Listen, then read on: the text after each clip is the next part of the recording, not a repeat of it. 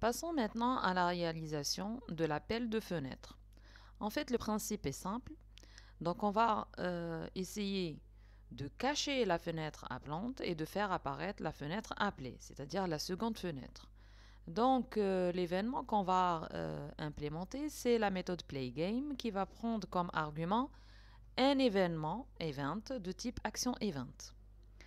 Donc, la toute première chose à faire, c'est de cacher la fenêtre appelante, c'est-à-dire la toute première, qui lance le jeu.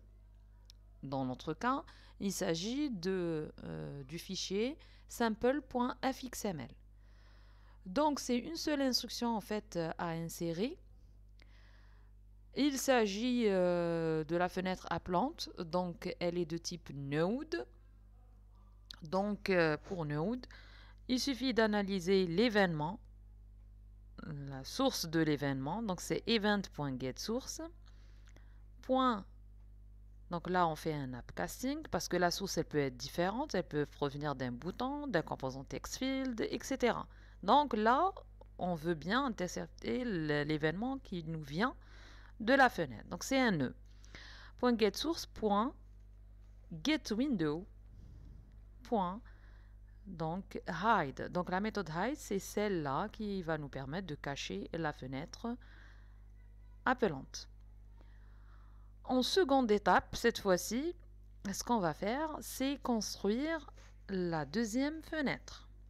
Donc en fait, la méthode PlayGame va jouer le rôle de start. Et pour cela, donc nous allons tout d'abord créer un objet de type stage.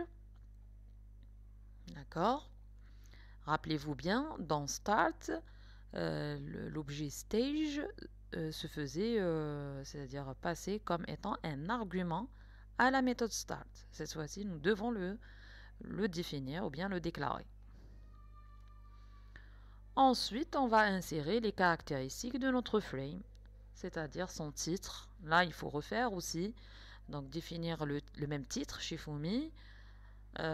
Aussi, on va insérer l'icône, la même, parce qu'il s'agit de la même application.